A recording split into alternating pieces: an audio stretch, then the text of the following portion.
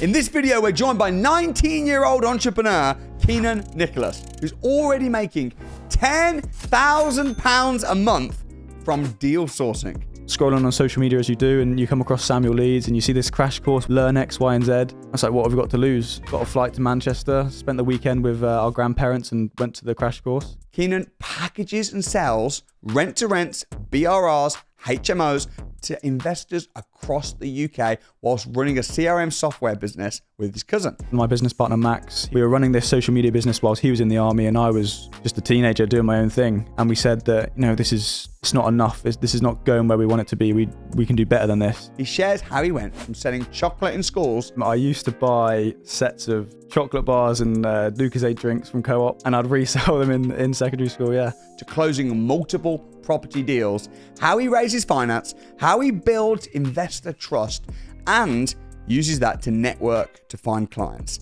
even in the sauna. We've met bespoke investors in the sauna at the gym. So the main strategy that we do is bespoke deal sourcing at the moment, and also rent to rents as well. So how many people do you have in your investor list now? In the hundreds. I moved into doing sort of social media consultancy and then moved into sort of management with restaurants doing their content. We've got everything to prove to everyone about what we can do and the value we can bring. So I'm not a professional builder. So I'm going to network, I'm going to get together a power team. And then from that team, I'm going to use their knowledge, their expertise and put that into my opportunities and my deals. None of our investors have come back to us and said, look, we want our money back. Enjoy. Be sure to subscribe for future property success stories.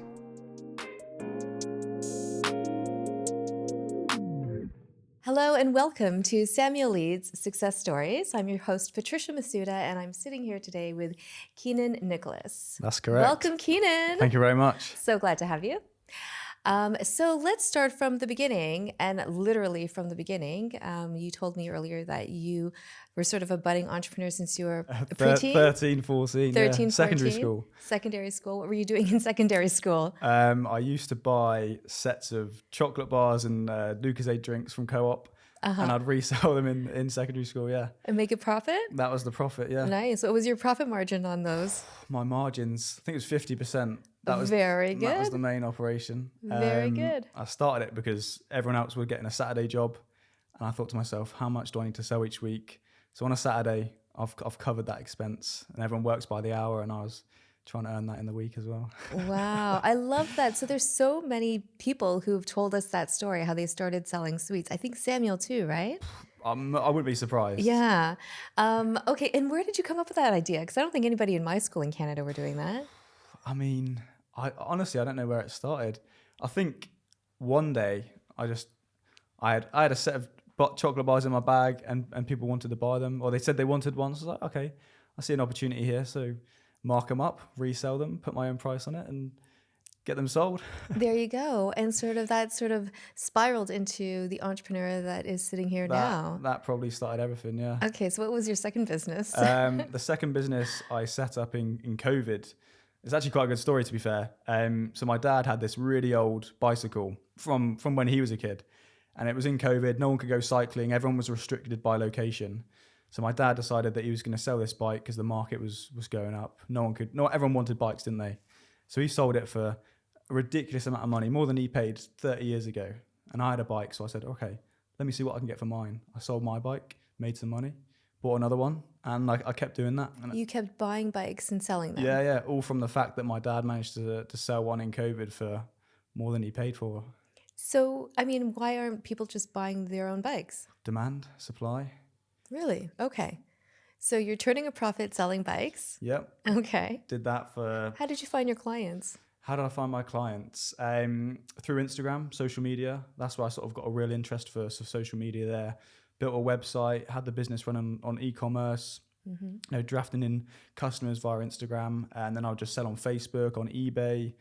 I just had random blokes coming around the house buying mountain bikes because it's what people wanted at that time in COVID.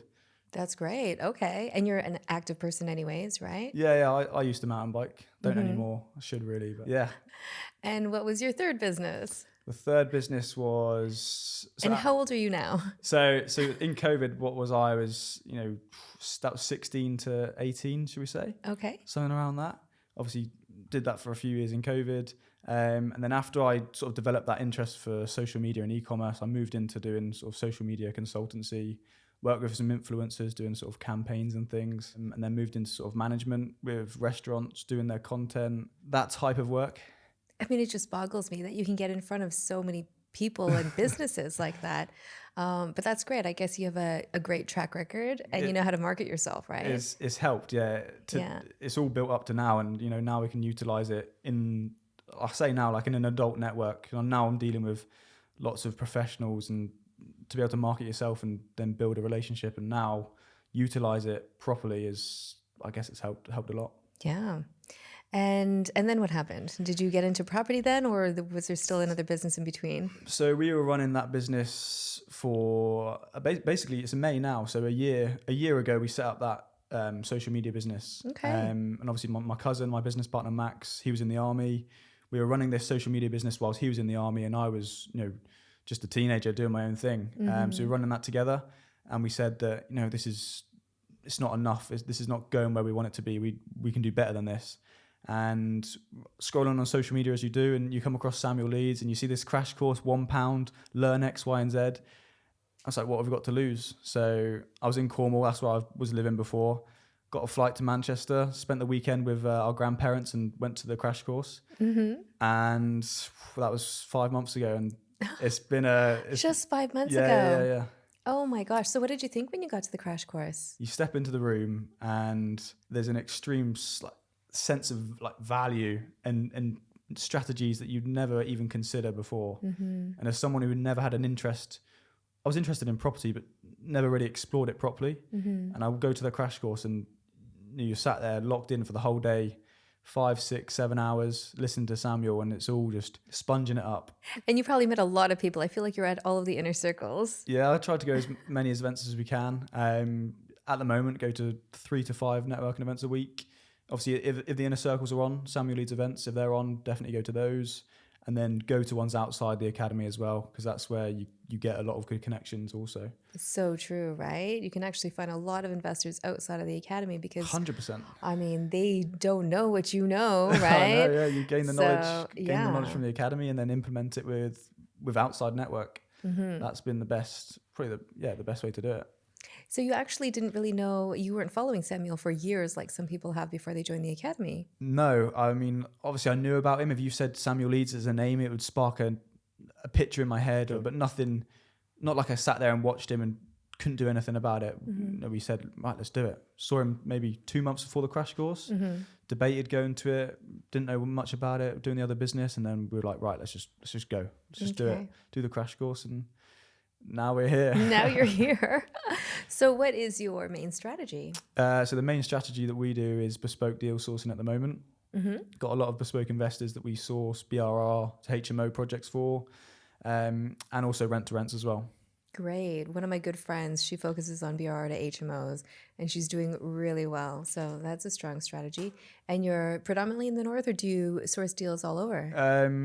I've built up obviously a good network, and we co-source across the country, but purely our deals that we source ourselves, that are our deals, they're northwest. So Liverpool, Manchester, Wirral, Chester, and North Wales. So for anybody who doesn't know, what is co-sourcing? So, well, they might not know what deals either. Why don't we start with that? So deal sourcing is where you package up a property opportunity. So you might find a rundown property, you agree a price with the agent if they're selling it, or you get it off market where you're direct to the owner. You package that opportunity, you agree a price, you work out the refurb costs with obviously a renovation team, and you put that opportunity forward to an investor, and then we make our money by charging a fee for that deal. So you can do that yourself and make the full deal fee, or you can co-source, and then you can obviously split the fee in half with someone else who's brought the opportunity or brought the investor. Great. Which do you prefer, finding the opportunity or finding the investor? If you ask Max, he prefers to be on the ground, do the viewings, get his deals, sell the deal. If you ask me, I prefer utilising the network, co-sourcing, making half, but I can do it over and over and not limit myself in location. So between us, when we find our own deals and do co-sourcing, it works well. Great. So how many people do you have in your investor list now? Our contacts in the hundreds. In the hundreds already?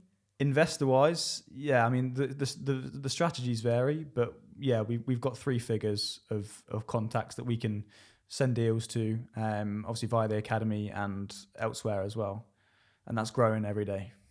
And so, why would an investor trust you to find them properties? Me and Max, obviously, we set the business up not too long ago, and we've got everything to prove to everyone about what we can do and the value we can bring. So we put our heart and soul into the business and growing it. So that reflects in obviously what we do.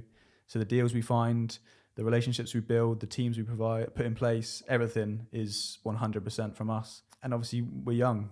We've got everything to do. It's not like we're waiting around for anything to happen. So yeah, it's our priority, and it's that shows for the investor as well. How young are you guys? So I'm 19 and Max is 24. Oh my gosh, you're only 19? I'm 19. I did not know that. Okay. Do you not? No, because you come across so, like things in the world and how they work. Where did that come from? School, parents? Well, thanks for the compliment.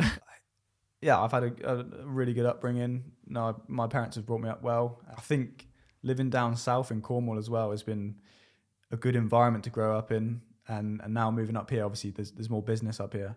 Yeah. But yeah, I mean, I always get told I'm mature for my age, and everyone thinks I'm older than I am. Works in my favor when you're obviously trying to pitch to millionaire investors. There you go. Out. Yeah.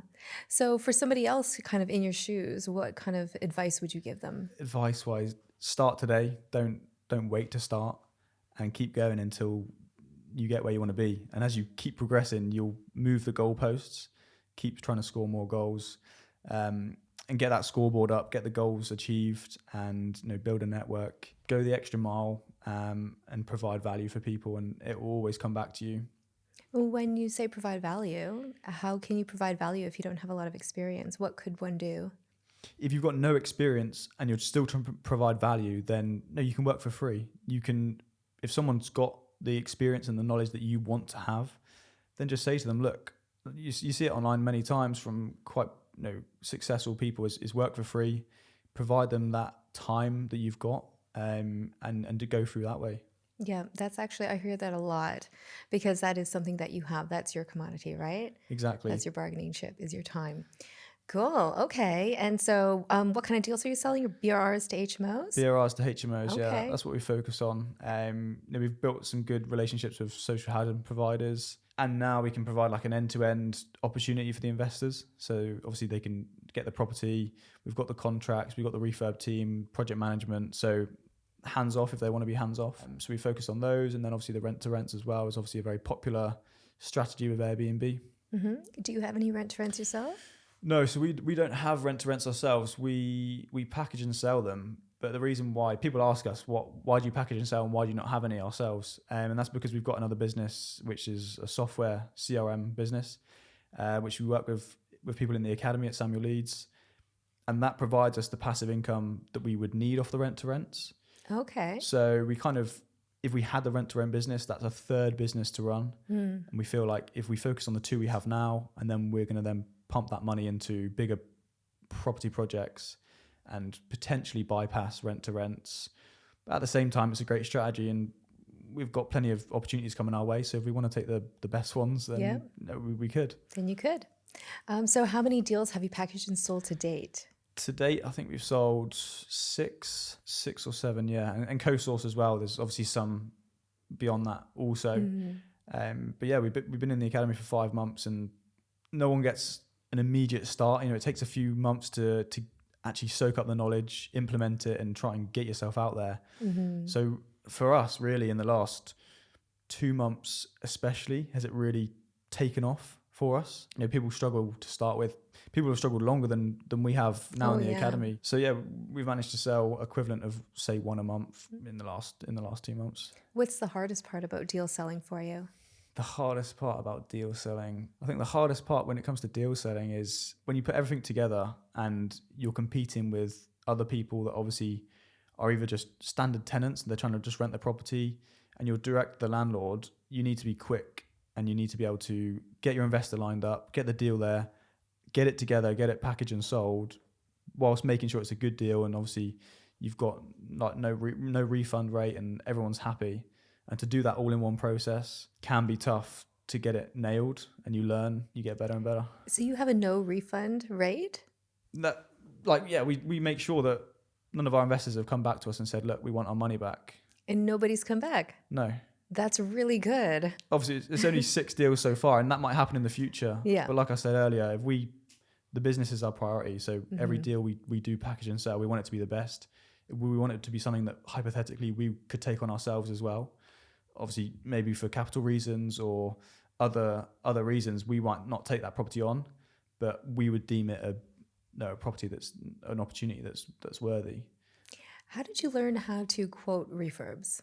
Network. We've got access to really good, knowledgeable builders that have got lots of experience. And, I'm not a professional builder, so I'm going to network. I'm going to get together a power team. I'm going to get comparables. I'm going to put it all together, get an average. And then from that team, I'm going to use their knowledge, their expertise, and put that into my opportunities and my deals. And then when I package them, I've got expertise from all realms of the deal. When it's my face or our business packaging that and selling it, then obviously we get the good rep as well. And our teams get the work also. Do you have a contract in place with Max? Contracts. Mm-hmm. Yeah, we have contracts for everything. It's our customers or it's between us as well. Great. It's always good to store contracts, and yeah, we get copies of that all the time. Perfect. Yeah, because if you're working with a family member, right?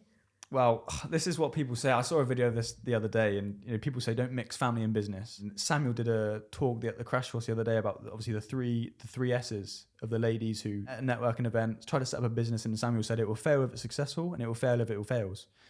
And I think people say don't mix family and business, but who else are you going to trust?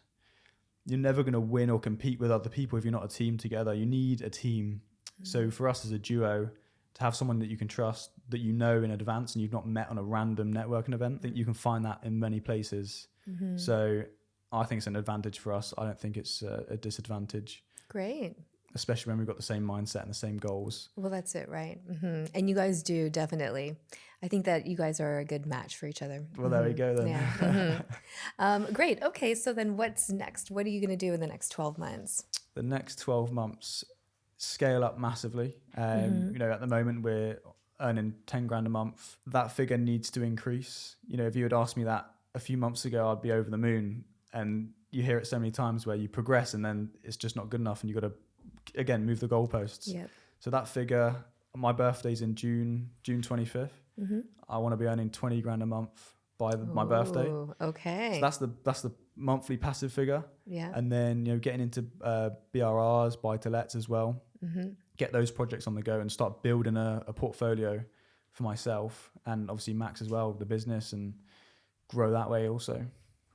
Great. Well, I can't wait for your birthday party to celebrate 20K at 20, right? Yeah. And so in terms of building your own asset portfolio, how do you plan on doing that? So the strategy or the idea that I've got at the moment is, I'll review it with the mentors as well, but I want to utilize first-time buyers, try and do that twice. Obviously, you can't own multiple properties and do that strategy or utilize it. So do that twice, gain the benefits, and then after that, start building a portfolio. Yeah. Get some buy-to-lets. Use the exit strategy of SA to make the most profit, create cash flow, and obviously gain that appreciating asset. At the same time, do a BRR, refinance, recycle the money, and build up that way also. Hmm. And so did you always know that you would be doing something in business, or did you just kind of fall upon it? I didn't know what it was going to be, but I always knew I wanted to work for myself. Obviously, from the beginning, I never wanted to work a normal job. Yeah. I set those businesses up. I went to college. I did well in college. I got good grades, but I've not used it since. It's good to have it on the paper anyway. Mm-hmm. I went and did some apprenticeships, lasted 2 days at those. What kind of apprenticeships? So it was project management and business, like anything business related was always interest of mine. Mm-hmm. So I went to do those. It was just a desk job, and I walked in, spent 2 days there. Oh, it's just not for me. I just can't describe the feeling, but I can't sit there and work day in, day out doing the same job. So I left that, went to Australia and Bali for 3 months, went traveling, had a really good time, went to Australian Open, did Sydney for New Year. Yeah, had a really good time experiencing that. And that probably gave me a bit of clarity, a bit of vision as to what I want to achieve long term and be able to do that. And you can't go do stuff like that if you're stuck in a job. So it just gave me that clarity that I need to build something for myself and really be successful. So from there, obviously we just spoke about the businesses, built those up, and never looked back. Yeah. So what does Kenan look like at age 50? What's 50. Kenan doing? Age 50, definitely still working. Really? I say working, investing, building stuff. I was speaking to my granddad the other day, and he retired. He had a business. He retired, and then he started working again. He said he went to golf on Tuesday, he went to golf on Wednesday, and then on Thursday he was doing some gardening, and then on Friday he was back to work, because you need something to fulfill your time. Yeah. So I think at age 50 I'll still be active in property and business, but I want to be able to go to events, enjoy nice trips, explore the world, travel around, obviously raise a nice family, all those things as well. So it's a great question. Who knows what I'll be like at 50, but if I cover those bases, then I'll be happy. Somebody, I can't even remember who, I want to say Chase Hughes. He's a YouTuber. I think he used to work for the FBI or something. Anyways, he said that you want to cater to your future self. So you can get like these AI printouts of what you would look like as an older person, and then treat yourself now for that future person. And that's like mindset, mental health, physical fitness, and all of that stuff, and making decisions because you can see your future self. And that's who you're going to affect, right? It is. I mean, like you say, if you work, it's like property. When you work backwards, you always look at the end value, look at the end goal, look at where you want to be, and then you work backwards as to what you can do now and on the timeline. So I think, massively, it's probably something I should write down. I should find out what I'm going to look like at 50 and see if I'll be happy with that as well. I'm sure you will. Men always age well. I'm just so annoyed about that. My dad, and then you can tell me if I'll be all right. There you go. Okay. All right, great. So what are your biggest takeaways from being in the academy for 5 months? What did you learn about yourself? The biggest takeaways in the academy, I think the quality of individual in there is pretty exceptional in terms of who you meet, what they've done, who they know as well. And like the network goes way beyond what the academy is, but that's like the door into everything. And you can't get that anywhere else. It's so worth it. So for me, over the last 5 months, like I say, it takes a few months to get started and build everything up and actually get yourself out there and learn things and implement it. But once you get going and you start knowing a bit of a routine, and you go to events and you show your face and you're consistent, and you again provide people value, then you start reaping the benefits of what other people have to offer. And the community of that Samuel's built gives you that in every way. And it doesn't matter your situation, your strategy, there'll be multiple people that will fit your needs and can help you. And I think it's going to be a recipe for success if you can then obviously stay disciplined. What words of wisdom do you have for somebody who's a little bit shy, who can't really network, or who's never done it before? If you've not done networking, I think I'll go to an event with you. Like you need to take some action and really. I'm trying to picture my first event that I went to, but I can't. But now I go to like 5 a week, and sometimes I get exhausted. Like you speak to so many people, you're like, right, I'm just gonna have a night off. But then if I see an event that I've booked on, I'm like, there could be the one person that I need to speak to could be there today. Yeah. So you need to show up and go to everything you can, even if it's just a small local event, anything. You meet people all the time. We've met bespoke investors in the sauna, at the gym, in the supermarket. What do you mean, at the sauna? In the sauna, yeah. Well, how do you meet an investor in the sauna? We walk into the sauna. How do you start? Yeah, go on. We go in the sauna and you start a conversation. We just say, oh, how's your day going? Or if it was bank holiday and they're in the gym, oh, what did you get up to at bank holiday? Just anything to start the conversation. It might be awkward to start with, but once they start talking, you start asking questions, you learn a lot from people. And we've met 3. We've got 3 bespoke investors purely from the sauna. Wow. And that's just, anyone could have done that, but it's the knowledge that you learn. And then when you start learning knowledge, this is from the academy, obviously in the property stuff, you can start then pairing up people to what you've learned. So you go, right, oh, this guy's got X amount of money. He does this job. He's got this much time. Now I can start fitting strategies and opportunities that I've got to this person. And then obviously I'm the middleman. If you do that all the time, constantly, when you're walking around, you're networking, you're meeting people, it's actually ridiculous what you can do. Yep. So what would you do if somebody asked you, questions about how to deal sell? Like, how do you do what you do? How do we do what we do? I'd say step one is you need obviously to get investors that have got capital to invest. This could be anyone. Again, you meet them in the supermarket, you friends or family or from communities, from networking. Get the people that are willing to be investors. And then that's one half. When you're co-sourcing, you've got investors, you've got the deal. So either be really good at networking and bring that to the table, and that's your value to the table, or get really good at analyzing opportunities and finding them, and then being able to maximize obviously the network that you use. So we've got a CRM platform that we is our business that we also run, and with that software, when we're networking, we record people's details, we store them, we send them automated messages to stay in touch with them, phone calls, staying in touch with everyone, and really making sure that they know and remember your name is important. And then when you come to then do a deal, you've got that access to that contact list that you've stored. We can then send off emails, send off messages to our contacts where we sell our deals. And when we meet people, we tag them with keywords. So if I met you, for example, I know obviously where you're based.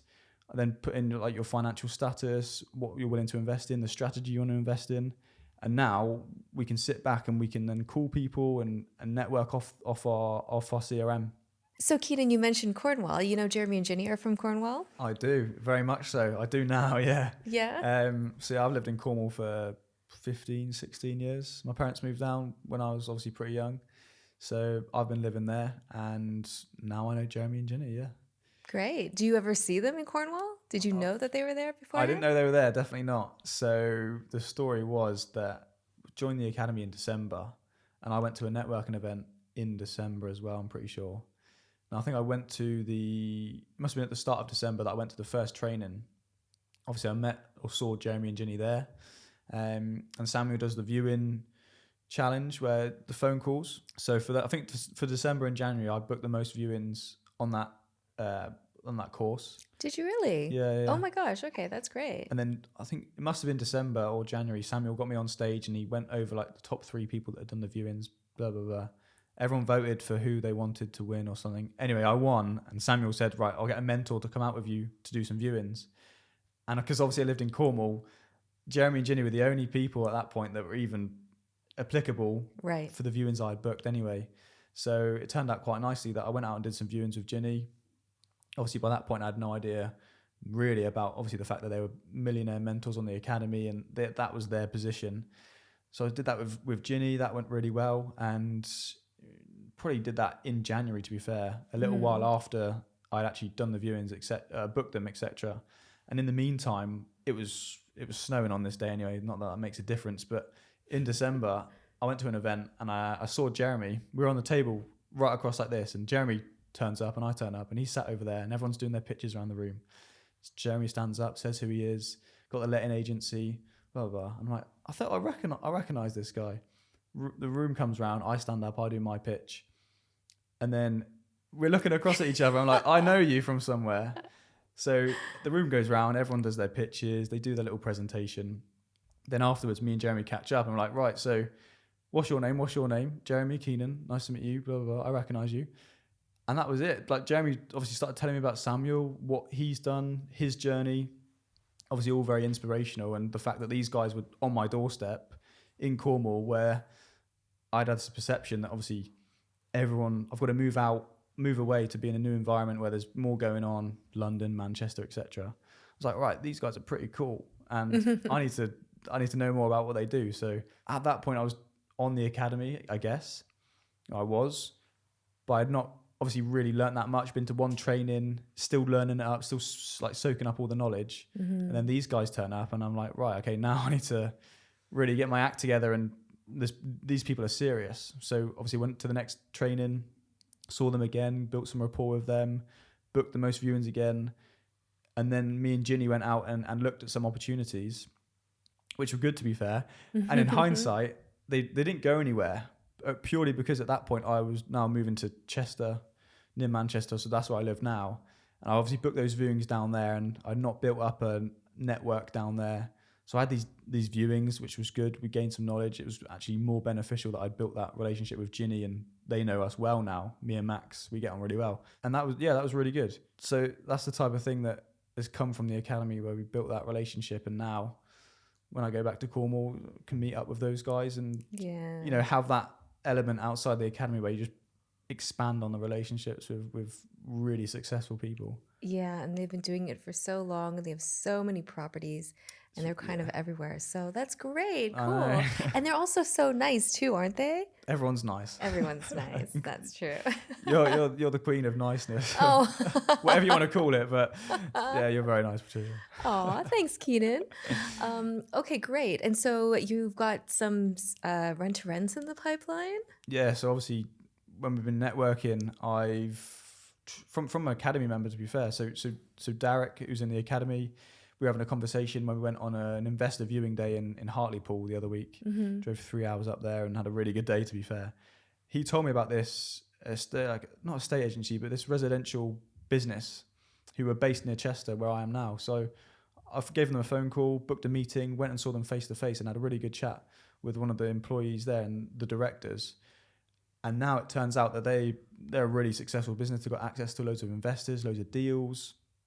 Sat down with them, and they said they got this developer in the area who's building, who's got deals. They copied me in an email with them. Mm-hmm. And last week or 10 days ago, went out and met this developer on a whim, just off an email. Yeah, got on really well with him, and he's building all the time. So with these rent-to-rents, the main issue is the head lease restrictions. Now, because he's the developer, he's literally writing them himself, and he gets to decide, obviously, what they are. Mm-hmm. So these rent-to-rents he's given are obviously compliant with Airbnb. They're perfect. They've got off-street parking, private gates, really good opportunities. Yeah. And so we're in the process now of obviously trying to raise a bit of finance for the furnishing of these 7 properties, because they're really good spec. And yeah, these are the type of opportunities that obviously developers will bring. They're the ones building them, and you get first refusal when you know them, and obviously you can use the network in that way. Right. So are you going to keep them for yourself or package and sell them? Well, the developer wants one party paying the rent on all 7 for obvious purposes, rather than the headache of 7 different people. So I either take them on myself and raise the finance, or furnish them myself and then do it that way, or try and package and sell the whole opportunity and do it that way.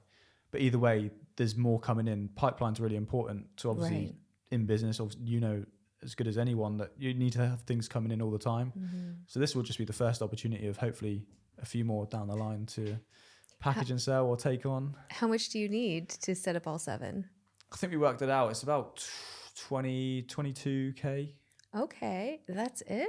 I know, that's it, yeah. How is that possible?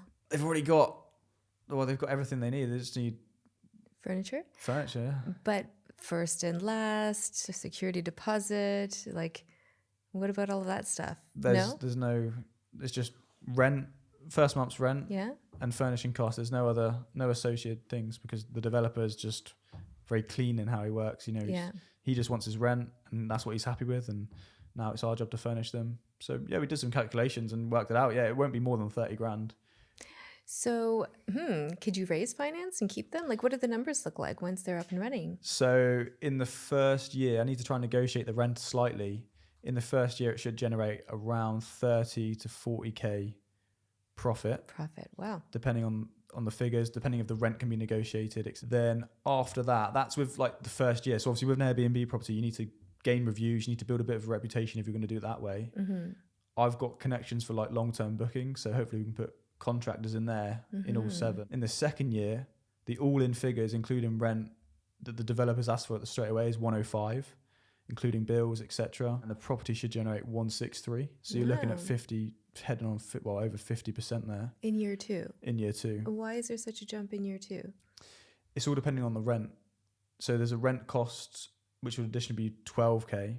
Mm-hmm. And then obviously the furnishing cost is a year 1 expense, which wouldn't be carried on to year 2. So that's where the difference is. And the long-term bookings as well. Occupancy, we've been conservative on the occupancy. So in the first year, it might be, I think we calculated 75% conservative figure. But in year 2, with the long-term bookings, you're looking at then obviously 100% occupancy. So the revenue will be higher also. So if you did package and sell it then, if you have 7 units like that all in one with a bow tied around it for your investor, how much of a finder's fee could you warrant? So generally for those type of rent-to-rents, it's 3K is the usual figure. So 3 by 7, 21. Then you do a bit of a discount. Yeah, less than 20 for obviously all 7. You know, 17 and a half, 18. I mean, like either or, it's kind of good, isn't it? Yeah. Buy 6, get 1 free. Buy 6, get 1 free. Okay, great. So then you've got that in the pipeline. What else do you have? Anything else? Any developments?